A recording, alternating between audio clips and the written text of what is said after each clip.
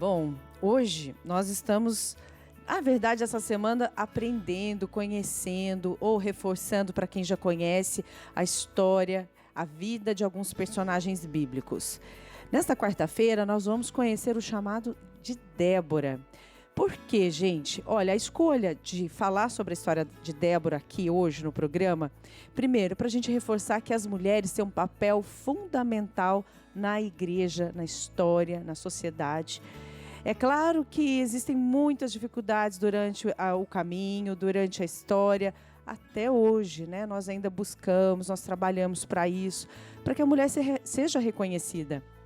Na palavra de Deus é muito comum a gente ouvir o nome dos homens. Isaac, Moisés, José, são tantos homens. E é claro, gente, nossa história como cristão, nós temos Maria, a primeira mulher na história. Mas antes de Maria e depois de Maria, muitas mulheres fizeram a diferença nesse percurso. E temos Débora, uma grande líder.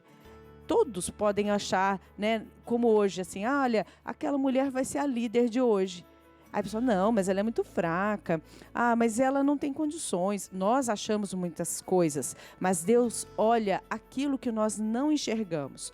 Esses nossos olhos humanos são poluídos com muita maldade, com muito julgamento, com muita malícia, com muitos interesses. E Deus olha realmente o que é para ser visto e sabe o que cada uma tem enquanto poder para exercer. E Débora foi uma grande líder. O papel de Débora naquela época, em Israel, fez toda a diferença na nossa história. A gente precisa reconhecer que de mulher em mulher nós chegamos até aqui. E eu quero convidar você, na palavra de Deus, vamos ler em Juízes, capítulo 5, versículo 7. Nesse trechinho, vai falar um pouquinho desses líderes que faltavam e como Israel precisava de uma grande líder. E Padre Camilo vai nos ajudar a compreender melhor. Então vamos lá em Juízes, capítulo 5, e o versículo é 7. Vamos juntos ler a palavra de Deus. Faltavam chefes em Israel, não os havia até que surgiste, ó Débora, surgiste como mãe em Israel.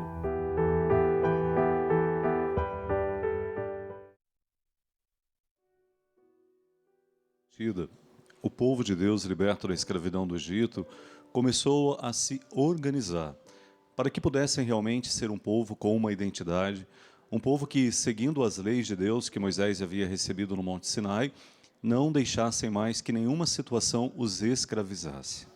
E antes de surgir a monarquia em Israel, tendo como primeiros reis Saul, depois o grande rei Davi, o povo se organizou a partir das tribos que formavam o povo de Israel, as 12 tribos de Israel. Cada tribo recebeu o nome de um dos filhos de Jacó. E no momento eles formaram o governo do povo de Israel, criando os juízes, que eram pessoas que resolviam as dificuldades que aconteciam, os problemas que surgiam entre as famílias, enfim, era alguém que tinha que manter os 10 mandamentos como norma de direção e conduta do povo, para que, segurando na mão de Deus, não se tornassem escravos de outros reis que circuncidavam Canaã.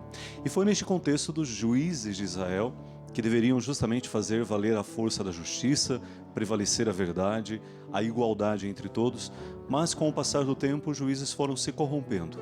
O interesse pessoal falou mais forte do que o bem coletivo. E é nesse contexto de corrupção, onde os juízes abandonaram o direito do pobre, do órfão e da viúva, que vai surgir Débora, que por coincidência foi escolhida como juíza da tribo de Efraim. Além dela ter sido escolhida juíza num contexto profundamente machista, onde a voz da mulher pouco valia, onde ela não tinha muito espaço de expressar seu pensamento, mas Deus vai conduzindo a história de uma forma diferente daquela que a prepotência humana às vezes quer edificar. E escolhida juíza de uma das tribos que formava o povo de Israel, Débora se destaca justamente pela luta da verdade, pela justiça e pelo cuidado com o povo. E neste bonito contexto, além de juíza, Débora também se torna profetisa. É através dela que Deus vai trazer o povo para a aliança, para a fidelidade àquele projeto inicial que Deus tinha quando os tirou da escravidão do Egito para os colocar numa terra de liberdade. Se é para a liberdade que Deus conduz nossa vida, não podemos aceitar nenhuma situação que volte a nos escravizar novamente. E Débora, como juíza, agiu nessa bonita dimensão. Clamar ao coração de todo o povo a aliança que Deus fez, aliança de vida e libertação. E a presença profética de Débora, que era mãe, esposa, tinha também uma família, mas ela deu o seu sim a esta importante missão que Deus a ela confiou, de fazer com que a justiça e o direito prevalecessem no coração de todas as pessoas. E assim o povo de Deus fosse marcado pela bonita identidade de um povo que tem um único Deus e que todos caminham juntos como irmãos na igualdade. E Débora vive a bonita missão de ser profeta. Mesmo contrariando estruturas, mesmo sendo perseguida e não escutada por uma parte daqueles que queriam dominar, Débora não desanima. E na graça de Deus que a escolheu e a ungiu para uma missão, ela consegue trazer novamente para o povo esperança. Faz com que o povo volte a buscar Deus e celebrar Deus que jamais soltou da mão do seu povo.